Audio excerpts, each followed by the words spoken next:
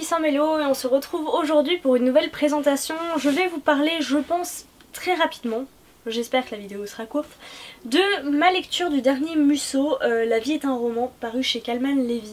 Musso et moi c'est une très longue histoire parce que c'est un des premiers, c'est le premier auteur contemporain adulte que j'ai lu quand j'étais quand même assez jeune. Je pense que je devais avoir 12-13 ans peut-être. Et je l'avais découvert avec celui qui a une place du coup indétrônable dans mon cœur parmi tous les autres Musso, c'est Parce que je t'aime. Musso il avait commencé par voilà, des contemporains avec une touche de fantastique assez intéressante qui mettait toujours un petit retournement de situation particulièrement sympa.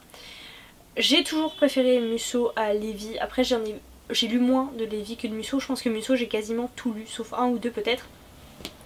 Et j'aimais beaucoup en fait cette période là qu'il avait avec voilà, Que serais-je sans toi, j'en oublie plein mais je les ai, quelque part en carton je les ai. Il y a eu une période un peu moins bien pour moi qui a commencé après son Central Park que j'avais encore bien aimé. Et après Central Park on est parti sur une phase qui moi m'a moins intéressée, un peu plus thriller, un peu moins fantastique, enfin il y avait moins la touche fantastique que j'aimais beaucoup.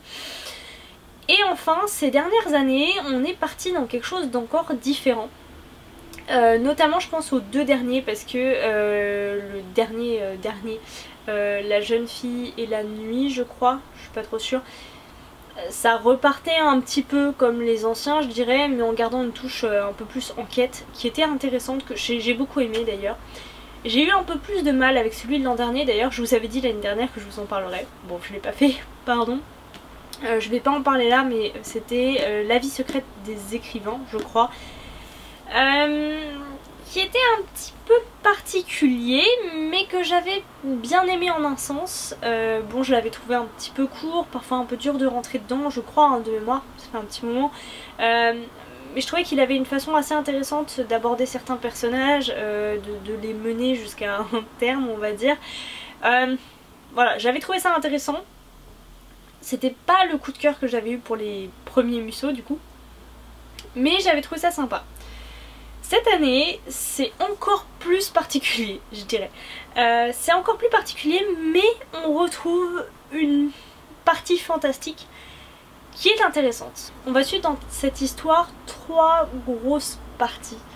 La première partie, on va suivre une écrivaine, une auteure qui s'appelle Flora Conway, romancière renommée, très discrète, qui vit le drame de la disparition de sa fille.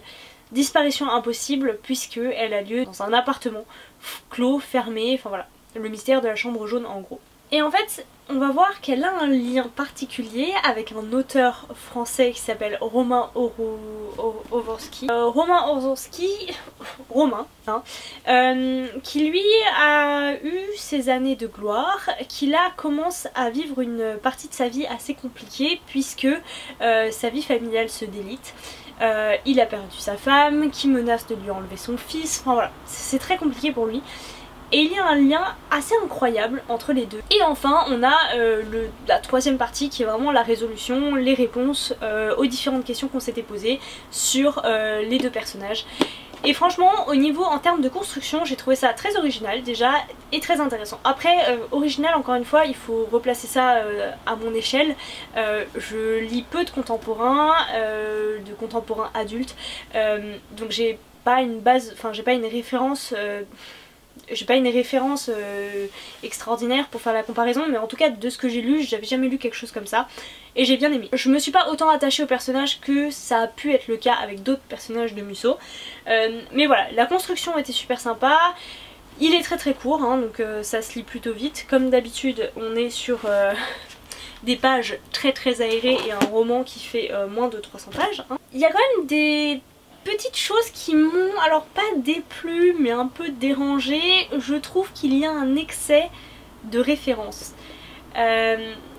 Comment dire, j'avais pris des notes dans mon autre téléphone qui est mort donc je peux plus vous retrouver la page exacte, mais il y a un chapitre où peut-être en 2 pages on a 4-5 références littéraires à différentes méthodes, à Tchekhov, à Platon, à Socrate. waouh, je veux dire c'est pas assez étalé pour moi, ça fait un peu on en rajoute, on en rajoute, on en rajoute. Ça faisait trop et j'ai eu un peu cette impression plus d'une fois, un peu too much. Voilà, cela dit, au niveau de l'histoire, si on s'en tient à ça, j'ai beaucoup aimé. La plume, je sais que je pense que j'aimais beaucoup dans les premiers romans, là je la trouve normale, rien d'exceptionnel. Peut-être que je grandis aussi. Mais voilà, l'histoire est franchement sympa, franchement originale. J'ai bien aimé ce découpage en 3 temps. Le côté fantastique qui est de retour et qui est plutôt bien utilisé. Donc franchement pour l'été, ouais, je vous le conseille, c'est une petite lecture sympa. Même si voilà, je trouve que la maison d'édition abuse peut-être un peu sur un format aussi court et qui reste aussi cher.